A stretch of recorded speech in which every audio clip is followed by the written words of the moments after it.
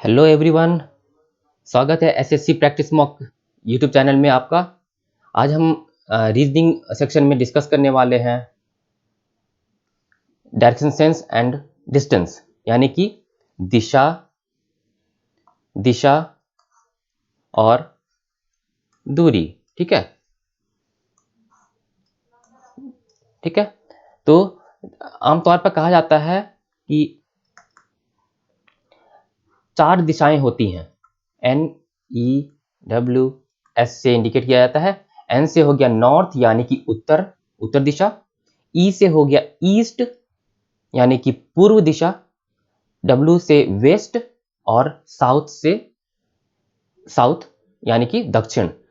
North यानी कि उत्तर, east यानी कि पूर्व, वेस्ट यानी कि पश्चिम और साउथ यानी कि दक्षिण। ठीक है। और किसी भी प्लेन पे या किसी भी मानचित्र पे हमेशा नॉर्थ को ऊपर की ओर लिया जाता है। यहां से जैसे चल रहा है इंसान एक, तो ऊपर की ओर नॉर्थ लिया जाता है यानी कि उत्तर, नॉर्थ हो गया। और एक पॉइंट से नीचे की ओर लिया जाता है साउथ यानी कि दक्षिण। ठीक है। और इस तरफ लिया जाता है वेस्ट यानी कि पश्चिम। ठीक है। साउथ को कहते हैं दक्षिण और वेस्ट को कहते हैं पश्चिम। ठीक है। और इधर लिया जाता है, इस पॉइंट के इधर लिया जाता है ईस्ट यानी कि पूर्व दिशा। ठीक है। तो आमतौर पर चार प्राइमरी डायरेक्शंस होते हैं। वो ये चार हैं: नॉर्थ, साउथ, ईस्ट और वेस्ट। ठीक है। तो अब नेक्स्ट देखते हैं। अब प्राइमरी डायरेक्शंस में हमें देखिए, जैसे क्वेश्चन आता है एग्जाम में, एसएससी की बहुत सारे एग्जाम्स में आपको देखने को मिलेगा लेफ्ट राइट डायरेक्शन सेंस के क्वेश्चन में आपको लेफ्ट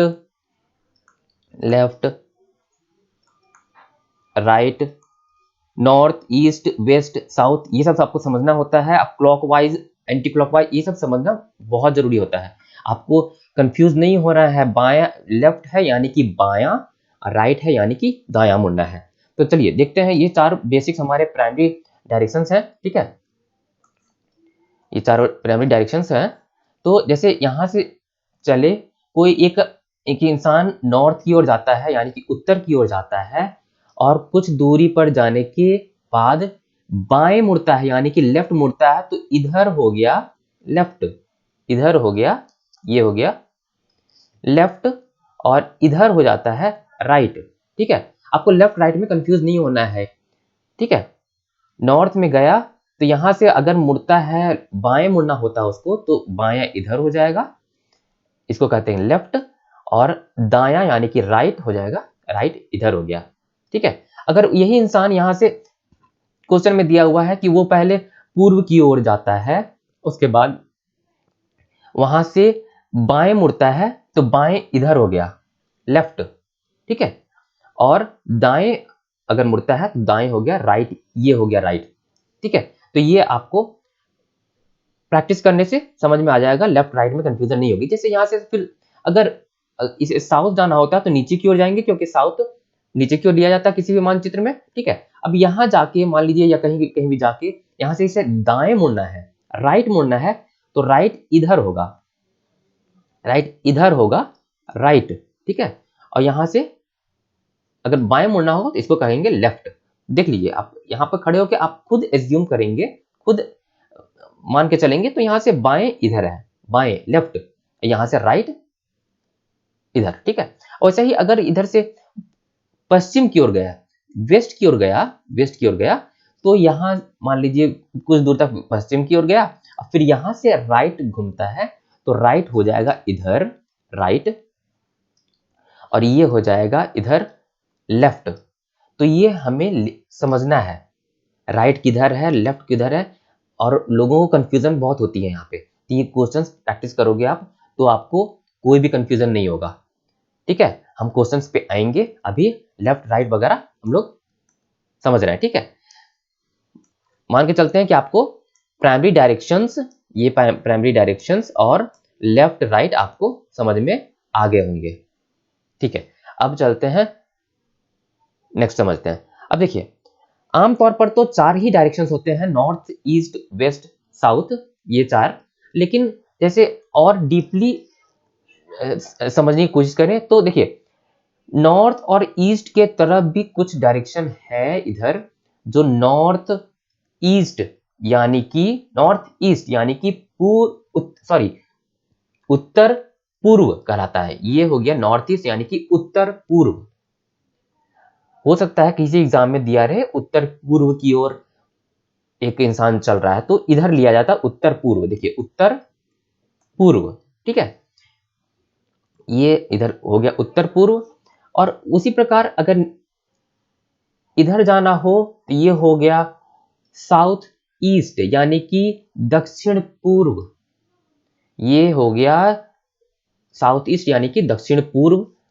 अगर यहां से इधर जाना हो, ये हो जाता है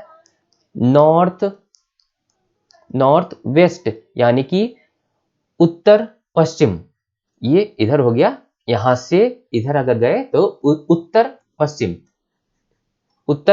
कहते हैं, ना कि पश्चिम उत्तर। ठीक है, ये भी ध्यान में रखिए, उत्तर पश्चिम कहते हैं इधर। ठीक है, अगर इधर जाना हुआ तो इसको कहते हैं साउथ वेस्ट यानी कि दक्षिण पश्चिम।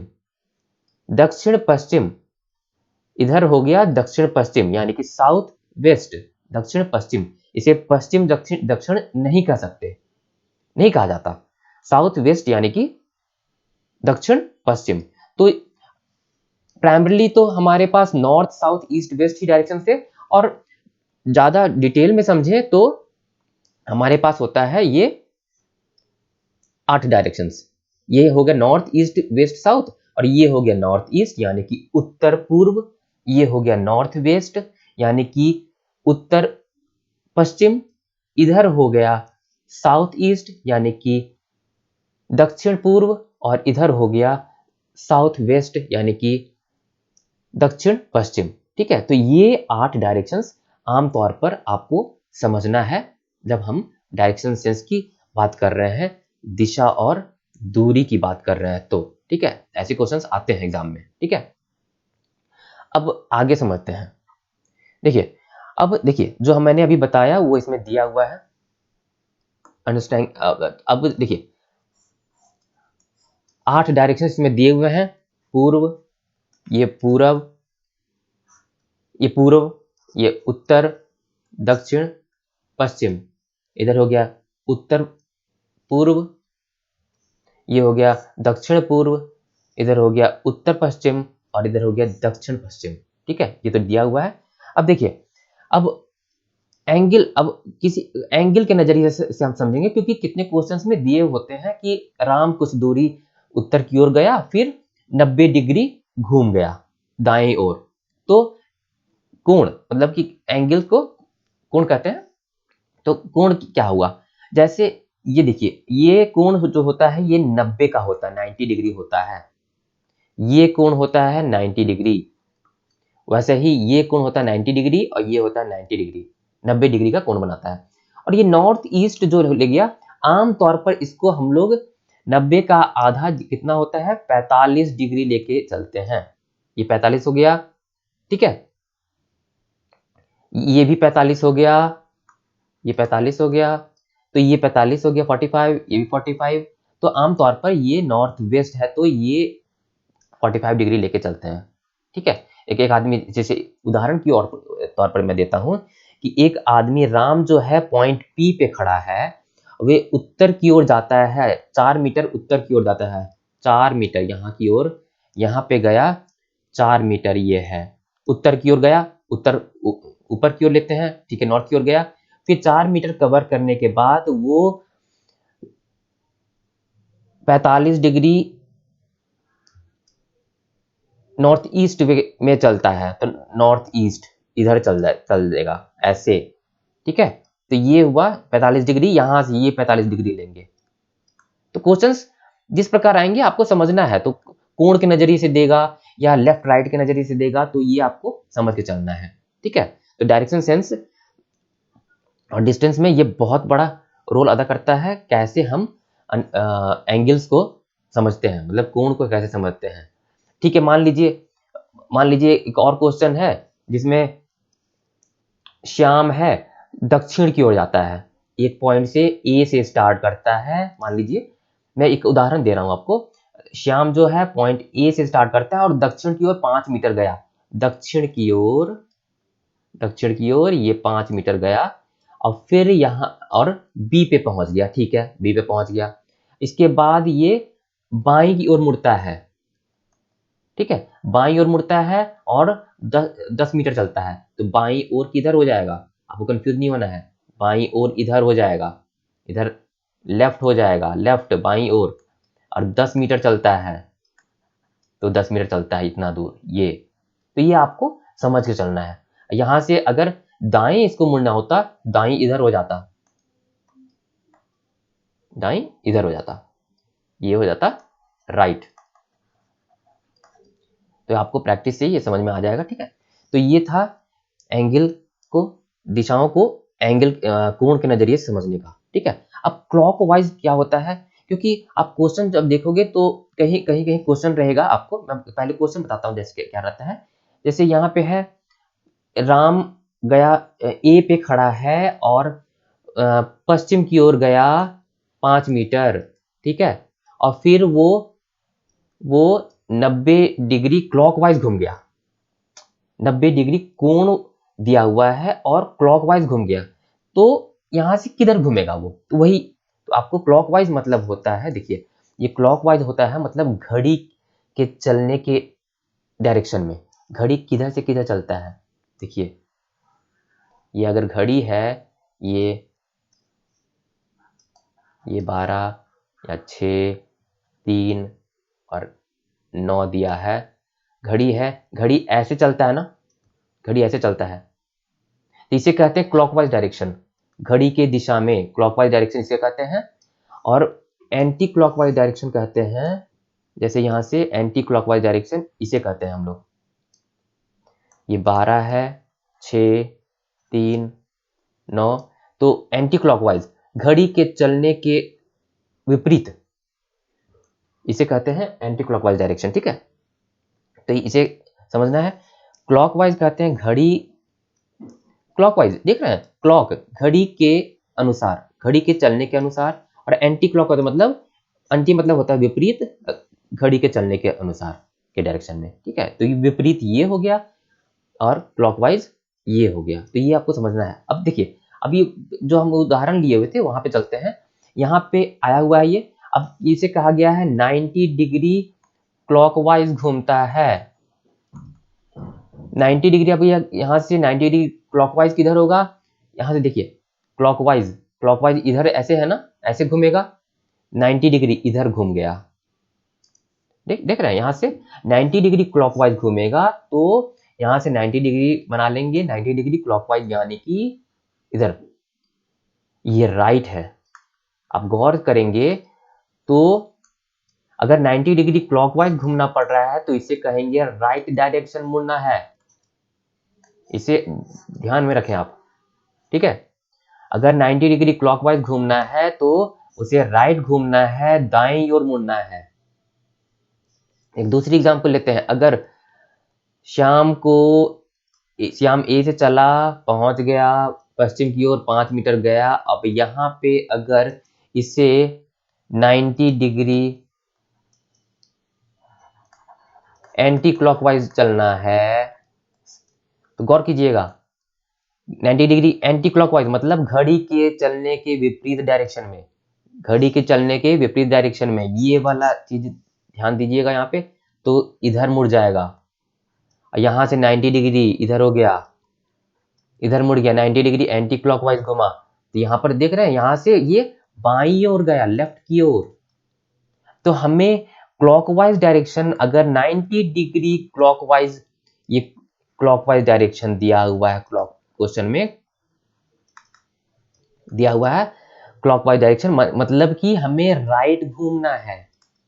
90 डिग्री क्लॉकवाइज मतलब हमें राइट घूमना है। अगर 90 डिग्री एंटी क्लॉकवाइज दिया हुआ है तो हमें किधर घूमना है, लेफ्ट की ओर मुड़ना है, बाईं ओर मुड़ना है, जैसे हम लोगों ने यहां पर एग्जाम्पल देखा। ठीक है, और इसका एग्जाम्पल ये था। ठीक है, तो ये आपको समझ लेना है कि जैसे ही क्वेश्चन में आप यह पंक्ति देखेंगे कि अमन या कोई भी इंसान 90 डिग्री क्लॉकवाइज घूमना है, तो आपको कुछ दिमाग नहीं लगाना, दाएं मुड़ जाना है। ठीक है, ये आप याद कर लो या प्रैक्टिस से आपको याद हो जाएगा। ठीक है, 90 डिग्री अगर एंटी क्लॉकवाइज घूम रहा है तो उसे बाएं मुड़ना है, उसे बाएं मुड़ा दीजिए, बस कहीं भी खड़ा है वहां से बाएं मुड़ जाएगा वो। ठीक है, ये याद कर लीजिए, ये बहुत बड़ा कॉन्सेप्ट है। ठीक है, ये याद रखना है आपको, एंटी क्लॉकवाइज और क्लॉकवाइज। ठीक है, तो ये बहुत बड़ा ये है। अब देखिए, अभी तक हम लोगों ने समझा डायरेक्शन सेंस यानी कि दिशा के बारे में, इसे कहते हैं दिशा। ये था दिशा, ये है दूरी। डायरेक्शन सेंस तो हम लोग समझ लिए। डायरेक्शन सेंस को किस मामले में समझे हम लोग, लेफ्ट के मामले में समझ लिए, अगर राइट के मामले में भी समझ लिए, क्लॉकवाइज भी हम लोग समझ लिए। ठीक है, clockwise direction, anti clockwise direction भी हम लोगों ने समझा भी। नॉर्थ, ईस्ट, वेस्ट, साउथ के डायरेक्शन में भी समझा। North east, north west, south east और साउथ वेस्ट डायरेक्शन भी हम समझ गए। तो एग्जाम में दिशा से संबंधित कुछ जो हिंट दिए रहेंगे, क्लू दिए रहेंगे, वो इनसे हो जाएगा। और हम लोगों ने एंगल भी देखा, एंगल जैसे 45 डिग्री घूमेगा तो क्या होगा, 90 डिग्री घूमेगा तो क्या होगा, फिर 90 डिग्री क्लॉकवाइज घूमेगा तो क्या होगा, 90 डिग्री एंटी क्लॉकवाइज घूमेगा तो क्या होगा, किधर घूमेगा वो इंसान, हम लोगों ने देखा। तो जो क्वेश्चन आएंगे दिशा से रिलेटेड, तो आपको ऐसे ही भाषाओं में दिया रहेगा, आपको समझ लेना है कि किधर घूम रहा है वो इंसान। ठीक है, ये थी बात डायरेक्शन सेंस की। अब हम बात करेंगे दूरी की। ठीक है, दूरी।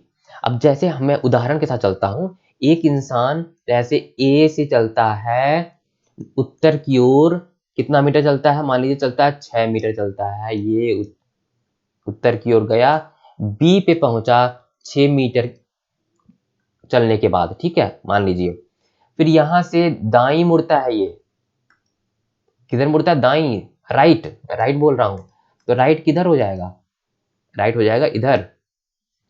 राइट गया और 8 मीटर कवर किया और पहुंच गया सी पे। ठीक है, मैं एक उदाहरण दे रहा हूं, उदाहरण से आपको समझाने की कोशिश कर रहा हूं डिस्टेंस। ठीक है, अब ये बंदा पहुंच गया सी पे। अब क्वेश्चन पूछा रहेगा कि न्यूनतम दूरी ए और सी का क्या है, मतलब ऐसा पूछा रहेगा कि इस बंदे ने, जैसे अनिल मान लीजिए है, अनिल यहां से स्टार्ट किया, यहां पे फिनिश किया, तो न्यूनतम दूरी ए और सी का बताइए। तो देखिए ऐसे ऐसे क्वेश्चंस में एक फॉर्मूला होता है, पाइथागोरस थ्योरम। इससे इसके अनुसार क्या होता है, इस चीज को हम गौर करें तो इस फॉर्मूला, इस पाइथागोरस थ्योरम के अनुसार AC डिस्टेंस जो है उसका स्क्वायर इज इक्वल टू हो जाता है AB square plus BC square. ठीक है, अब AB स्क्वायर ये फॉर्मूला है, इसे रट लीजिए आप। न्यूनतम डिस्टेंस, ऐसे क्वेश्चन में न्यूनतम डिस्टेंस AC कितना है ये हमें ना पता करना है, तो ये फॉर्मूला होता है, इसे कहते हैं पाइथागोरस थ्योरम। ठीक है, AC स्क्वायर, वही तो हमें इसमें पता करना है, तो इसमें AB स्क्वायर क्या है, 6 है, 6 का स्क्वायर प्लस ये क्या है, BC स्क्वायर क्या है, 8 है, 8 का स्क्वायर, इसका यही हो जाएगा मीटर में। ठीक है, 6 का स्क्वायर क्या हो जाता है, 36 होता है, 36 होता है, 8 का स्क्वायर हो जाता है 64 यानी कि 64 मीटर। और ये AC स्क्वायर बराबर है, ये हो जाएगा 100 मीटर। AC बराबर क्या हो जाएगा, अंडर रूट हो जाएगा 100 मीटर, यानी कि 10 मीटर हो गया डिस्टेंस। ये हो गया क्या, ये हो गया 10 मीटर। तो न्यूनतम दूरी करके बहुत सारे क्वेश्चंस आते हैं। डायरेक्शन सेंस और डिस्टेंस में दूरी अगर नापना हो तो न्यूनतम दूरी करके ही क्वेश्चन पूछा जाता है। आप एसएससी के आए हुए किसी भी सवाल में देखेंगे तो ये ऐसे ही पूछा जाता है कि न्यूनतम दूरी क्या होगी। ठीक है, जैसे एक छोटा सा एग्जांपल ये लिया, तो न्यूनतम दूरी निकालने में ये पाइथागोरस थ्योरम आमतौर पर बहुत यूज होता है। ये आपको याद रहे, फिर से मैं बता दूं, AC स्क्वायर हो जाएगा, ये AC स्क्वायर ऐसे हालात में यहाँ पर 90 डिग्री होना चाहिए, ये 90 डिग्री है। ठीक है, AB square plus BC square, आप फिर डिस्टेंस का वैल्यू पुट कर दीजिए और आपको पता चल जाएगा AC स्क्वायर का ये था क्या, कितना डिस्टेंस है। ठीक है, AC का न्यूनतम डिस्टेंस। ठीक है, तो ये था दूरी पता करने का फॉर्मूला। ठीक है, अब देखिए, अब जीडी के एसएससी जीडी, एसएससी स्टेनो या सीपीओ या एसएससी सीजीएल के एग्जाम्स में सूरज और परछाई, देखिए sun and distance, sun and shadow, sorry sun and shadow, यानी कि सूर्य, सूरज और परछाई, एक मनुष्य का परछाई किधर बनेगा, ऐसे भी सवाल पूछे जाते हैं। एक वैरायटी ऐसी है, ये इसी टॉपिक पे आता है। तो बता दूं मैं, जैसे कुछ क्वेश्चन क्या रहता है, उदाहरण के साथ बताता हूं मैं। जैसे एक सुबह का समय है, मॉर्निंग में सूरज किधर होता है, ईस्ट में होता है, और इवनिंग में वेस्ट में होता है। ठीक है, तो मान लीजिए एक इंसान है, ऐसे इंसान खड़ा है और सुबह में खड़ा है, वो उत्तर की ओर फेस करके, नॉर्थ की ओर फेस करके खड़ा है, और सुबह का समय है, तो ये पूर्व दिशा में सूरज है। ठीक है, तो इसकी परछाई इधर बनेगी, इसकी परछाई, ये हो गया शैडो। सुबह का समय के बारे में बता रहा हूं मैं, ये अगर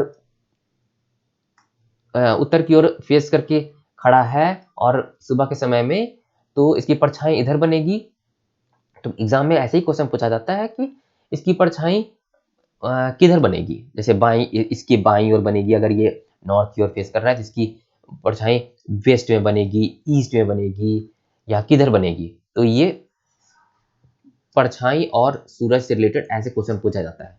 इसी प्रकार अगर पश्चिम की ओर, अगर शाम का समय है और एक इंसान खड़ा है ऐसे, ये है आर है मान लीजिए, और ये एक दूसरे को फेस करके, ये ऐसे मान लीजिए शाम में खड़ा है, और ये सूरज का दिशा ये है।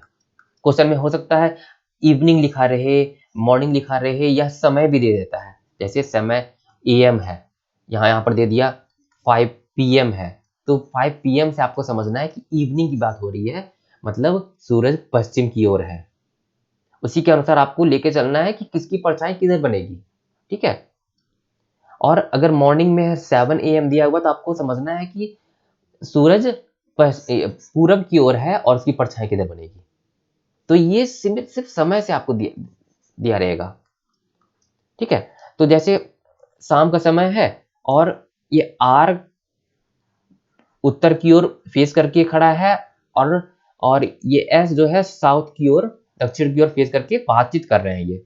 और अगर क्वेश्चन है कि एस ने देखा कि एस के अनुसार आर की परछाई किधर बनेगी, ऐसे क्वेश्चन पूछ सकते हैं एग्जाम में। ठीक है, तो किधर बनेगी, इधर बनेगी, इधर बनेगी, इधर बनेगी, उधर बनेगी।